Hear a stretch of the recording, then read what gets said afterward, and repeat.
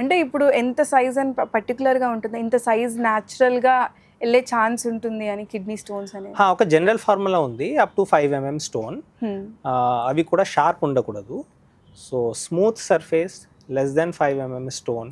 ఇంకా కిడ్నీ ప్యాసేజ్‌లో వేరే ఏం అనాటామిక్ ప్రాబ్లమ్ లేదు. నారోయింగ్స్ ఏం లేవు. అట్లా ఉంటే అవి పాస్ అవుట్ అవుతాయి. ఓకే. అంటే ఒక్కసారి కిడ్నీ స్టోన్స్ ఫార్మ్ అయినప్పుడు ఎన్ని డేస్ పడుతది జనరల్‌గా? అంటే మళ్ళీ రిమూవ్ కావడానికి గానీ, లేకపోతే న్యాచురల్‌గా ఫ్లష్ అవుట్ అవ్వడానికి కానీ? Variable, it may take a variable time. చాలా పేషెంట్స్కి within a week or 2 weeks అది పాస్ అయిపోద్ది. సో అప్పుడప్పుడు చిన్న సైజ్ స్టోన్ ఉంటే విత్ మెడికల్ ట్రీట్మెంట్ కూడా అప్ టు 2 to 3 వీక్స్ పడచ్చు. కొంతమందికి 1 మంత్ కూడా పడచ్చు. మోస్ట్ ఆఫ్ ద టైమ్ ఇది అసెస్ చేయడం చాలా కష్టం. బికాస్ చిన్న రాయి యూరిన్లో ఎప్పుడు వస్తుంది మనకు తెలియదు కూడా.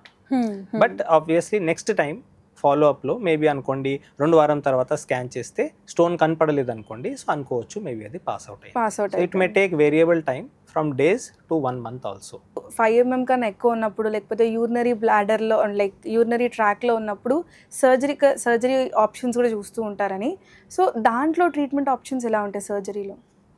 సర్జరీలో ట్రీట్మెంట్ ఆప్షన్ మోస్ట్లీ కరెంట్ సెనారియోలో ఎండోయూరలాజికల్ అంటే బాడీలో ఏం కట్ అవసరం లేదు, యూరిన్ ప్యాసేజ్ ద్వారా అయిపోద్ది.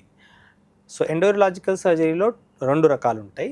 ఒకటి యూరెట్రోస్కోపిక్, అంటే యూరిన్ ప్యాసేజ్లో కెమెరా పెట్టి స్టోన్ వరకు వెళ్ళి లేజర్ తోటి బ్రేక్ చేసి కరిగేసి స్టోన్ తీసేసి యూజువలీ ఒక డీజే స్టెంట్ అంటే ఒక చిన్న ఒక ట్యూబ్ యూరిన్ ప్యాసేజ్లో వదిలేయాలి.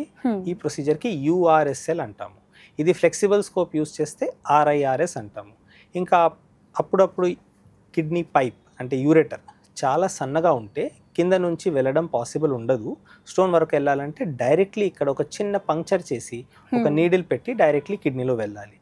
ఈ ప్రొసీజర్కి PCNL అంటాము. సో ఎండోయూరలాజికల్ ప్రొసీజర్ అంటే URS, RIRS, PCNL ఈ 3 ప్రొసీజర్స్కి ఎండోయూరలాజికల్ ప్రొసీజర్స్ అంటాం.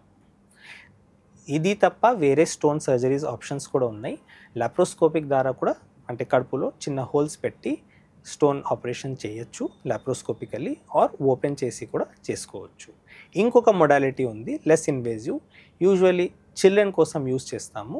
ఆర్ చిన్న సైజ్ స్టోన్, చిన్న బర్డన్ స్టోన్ కిడ్నీ లోపల ఉంటే ఇంకా కిడ్నీ పైప్ పైన ఉంటే యూస్ చేస్తాము. దానికి ESWL అంటాము, extra corporeal shock wave lithotripsy.